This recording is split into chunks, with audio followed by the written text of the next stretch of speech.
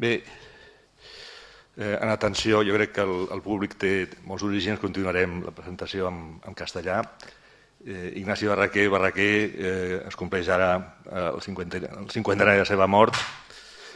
Ignacio Barraquer nació ya en una familia oftalmológica. Su padre, José Antonio Barraquer Roviralta, fue el primer catedrático de oftalmología en España y fundador de la Sociedad Oftalmológica de Barcelona. Aquí lo vemos trabajando en el Hospital Clínico hacia principios de siglo. Y se formó bajo la tutela de su padre desde, como se ve, desde muy joven. Aquí está haciendo trabajos de histología con un microscopio que aparentemente fue obsequio de Ramón y Cajal. Lo vemos aquí con su padre y con su primo, el cardenal Francesc Vidal Barraquer. Se licenció en 1907 y al año siguiente se doctoró con esta tesis sobre dacrocistitis. Pero realmente se volvió más conocido a nivel mundial 10 años después, cuando presentó su técnica de extracción de catarata, que en aquella época se consideraba ideal que fuera completa. Él lo llamó la facoéresis. Y la leyenda dice que se inspiró a partir de ver en un acuario, era muy aficionado a los animales, unas sanguijuelas que estaban cogiendo unas piedritas del fondo de la pecera. Y dijo, bueno, si yo pudiera amaestrar una de estas animales para sacar la catarata, resultó ser más fácil fabricar una sanguijuela artificial a base de una ventosa con un sistema neumático de vacío que no amaestrarla. El interés principal era el comparar las técnicas que había entonces de catarata, que era o bien con pinza o bien con el nuevo sistema. Y obviamente con el sistema de la ventosa se consigue una presa más amplia y por tanto más segura, se rompe menos una catarata, que era lo ideal, pero había que fabricarla y había que empezar por fabricar no solo la terminal, sino también las propias bombas de vacío. No se podía ir a una tienda a comprar una bomba de vacío en aquella época, había que hacerlo uno mismo. Él desarrolló toda una serie de técnicas también de microcinematografía para hacer experiencias de comparación de las diferentes presas, sea con pinzas, sea con la cucharilla. Y esta es una de las, yo diría, de las primeras películas que hay en el mundo de cirugía de catarata, en la que se muestra, me presenta en el año 17 la técnica. Es una técnica, como se ve, con anestesia tópica. En aquella época se empleaba la cocaína al 10%, que es un excelente anestésico y además es midriático y además es vasoconstrictor y además es probablemente euforizante, o sea que es fantástico para el paciente. Se puede ver que la técnica es muy simple, es una incisión córneo-escleroconjuntival con un cuchillete de grefe, cambia de mano al separador, saca el cristalino. Evidentemente es una catarata avanzada, madura. En menos de 30 segundos está hecha la operación. Esto realmente le hizo muy famoso a nivel mundial rápidamente, porque era complicado conseguir sistemáticamente sacar la catarata sin que se rompiese en muchos casos y que diese muchas complicaciones, y esto le trajo una fama, como por ejemplo operar celebridades como fue la emperatriz de Francia, o participar como miembro del Comité Honorario en el Congreso Mundial del 22, pero él nunca dejó de tener el gusto por tener relación con todos los pacientes. Esto es cómo se operaba en aquella época en el Hospital Clínico, incluso con la técnica ya del vacío, pero en unas condiciones un poquito decimonónicas todavía. Y su gran primera oportunidad fue cuando se le ofreció organizar el servicio de oftalmología en el Hospital de San Pablo, en el año 28. Y realmente aquí se ve que lo intenta hacer todo. Lo que no puede hacer, evidentemente, es cambiar la arquitectura. Tenemos unas salas de una forma determinada, los equipamientos más avanzados en aquella época, y sobre todo lo vemos muy bien como la idea de organizar los circuitos de quirófano, los horarios de anestesia, operación, vendaje preparados, todo el mobiliario instrumental que todavía hemos visto hace pocas décadas, la camilla rotatoria, esta silla todavía la tenemos en el laboratorio de cirugía experimental, el tambor para las diferentes bandejas de instrumentos estériles. Y una cosa que es constante en él, que es el compartir la cirugía, no esconder nada. Desde el principio inventó este artilugio que llamaba el oftalmoquiroscopio, una especie como de periscopio con luces para que, de una distancia segura, los visitantes pudiesen, a través de un sistema óptico y unas luces, ver el campo operatorio sin tener que estar dando empujones al cirujano encima del hombro. Este mismo espíritu es el que después ha dado lugar a los actuales quirófanos de la clínica, que tienen estas cúpulas de plástico, para poder ver no solo lo que ve la cámara de vídeo, sino también qué pasa a esa distancia intermedia. Eso también se ve en la forma como organiza las historias clínicas. Por ejemplo, véase aquí pues, el ojo derecho, ojo izquierdo, la estructura, la parte funcional, la descripción, el operatorio, el posoperatorio, las anotaciones, los dibujos.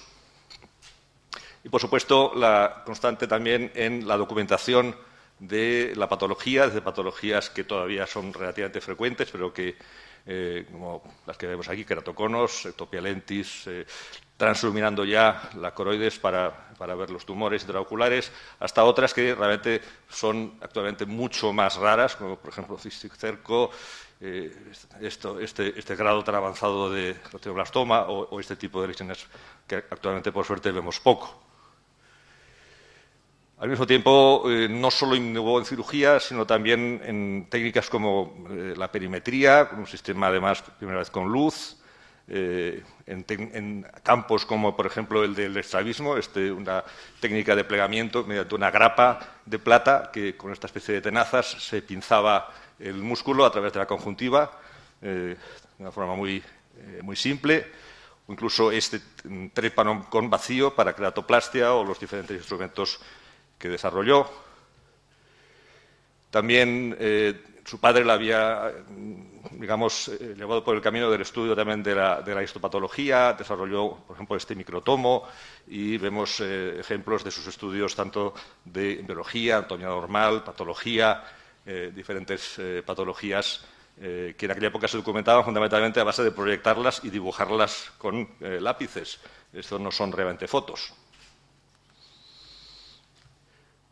Pero él realmente era un visionario y no estaba suficientemente contento con lo que había conseguido con el servicio de San Pablo, y realmente su idea era unificar en un solo sitio su práctica hospitalaria con la práctica que tenía con su padre privada en la consulta que tenía en la Ronda de San Pedro, y fue cuando intentó llevar y acabó llevando a cabo su sueño de la clínica en la que se incorporarían todas estas tecnologías.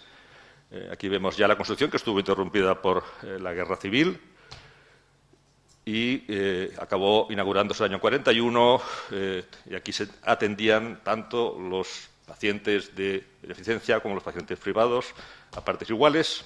Esta es una filosofía que ha persistido hasta el presente. Él, además, era siempre un gran apasionado del arte, y esto se traduce en la forma como está construida la clínica, con su sello personal, probablemente, más allá de lo que pudiera hacer el arquitecto. Vemos esta mezcla de estilos ultramoderno con clásico, con elementos grecorromanos, elementos egipcios, y este tipo de mobiliario muy racionalista, que probablemente lo hacía él con sus manos, los prototipos al menos. Y también desde el principio el lema que dice aquí ya en este folleto inaugural de la clínica: tratemos al enfermo como nosotros querríamos ser tratados en su lugar. Es muy simple, pero no se puede decir mejor. Aquí vemos detalles del diseño que son todos de él. Realmente yo creo que el espíritu suyo está sobre todo imbuido en todos estos detalles de diseño que vemos en la clínica. La inquietud científica también se traduce en la creación del Instituto Barraquer, que se inaugura en el año 47 y que después va a dar lugar a los congresos internacionales, sobre todo a partir de los años 50, organizados por el profesor Joaquín Barraquer. Y, por supuesto, además de crear cosas físicas como una clínica o un servicio, también quizás otro de sus mayores logros fue la creación de una saga. Encontró tiempo también, pues, no solamente para casarse, sino para tener 7 hijos, 2 de los cuales, aquí vemos a Joaquín, aquí a José Ignacio y a Joaquín, se dedicaron a seguir una tradición familiar, y ustedes conocen también pues, hasta dónde han llegado en el campo de la oftalmología. Otras de sus pasiones, por supuesto, relacionadas con la tecnología, era la mecánica. En esto realmente era, yo diría, un peligro casi. Y, por supuesto, su amor por la naturaleza a través de los animales, que veremos en este último vídeo, que es breve. Hay una pequeña introducción en la que están realizando, creo, una maqueta de la simulación de la circulación de la retina, con unos sistemas de aire comprimido y unas bolitas de plástico que no se ve muy bien. Aquí vemos al profesor Ignacio, Joaquín y otro colaborador. En uno de los lugares que yo creo que eran preferidos de don Ignacio, que era el taller mecánica. Y aquí vemos a Yoko, que era el tercer chimpancé que tuvo, y realmente fue su última hija adoptiva, cuando ya las mayores se habían ido independizándose. Aquí todavía está en construcción la segunda fase de la clínica. Esto es en el patio interior, yo pienso, o dentro, quizás, porque vemos la calle La Forja por ahí detrás. En aquella época la clínica estaba llevada con enfermeras monjas, como la mayor parte de hospitales. Y, en fin, aquí escenas anecdóticas, ¿no?, de cómo era su mundo. Una de las cosas que yo creo que le caracterizan es esta creación de un mundo integral suyo, con sus elementos naturales un poco opuestos, los elementos de diseño, de arte, de tecnología. Y todo esto en el marco de un lugar donde él podía atender a sus pacientes, que era lo que más le gustaba, y atender a todos, independientemente pues, de sus procedencias o sus estatus sociales. Este es el guepardo, que era un animal bastante, como se ve, bastante indolente, pobrecito, y mucho más simpático. Vimos el puma, un puma argentino, que aquí está muy joven, evidentemente después ya fue difícil detenerlo en un sitio así, pero como se puede ver, era un animal vivo y por otra parte tranquilo relativamente, aunque siempre se le podía llegar a molestar.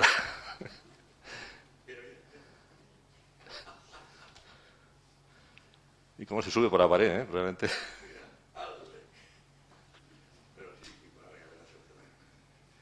Supongo que sabía esconder las uñas, ¿no?